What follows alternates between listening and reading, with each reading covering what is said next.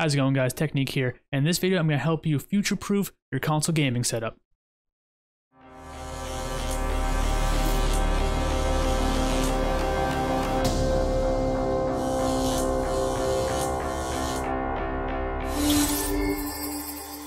So, as you guys know, the next generation of consoles are right around the corner. Both the PS5 and the Xbox Series X, I believe is what they're going with this time, are due to be released this holiday season. Both new consoles, they are going to be pushing some groundbreaking numbers as far as the console realm goes. These are going to be beast machines that can compete with the best PC rigs out there. There's, though, one feature that I want to focus on real quick, just because when I was researching the next gen consoles / researching new TVs, because I recently bought a new TV, I stumbled upon a connection that your TV and your console need to have to reach the max resolution that these next gen consoles want to offer. So the PS5 and Xbox Series X both want to try to offer you 4K resolution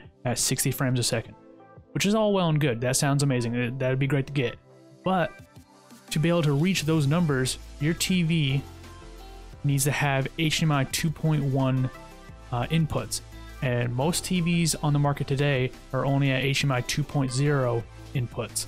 So if you're buying a console thinking that, hey, I got the console, I'm ready to rock, you could be in for a rude awakening, because your TV could end up holding you back from getting the highest resolution possible. Albeit with HDMI 2.0, you still can reach 4K 30 frames a second, which is still pretty damn good. It's just, I know personally from my own standpoint, I want to get as much resolution out of the console as it can possibly offer to me.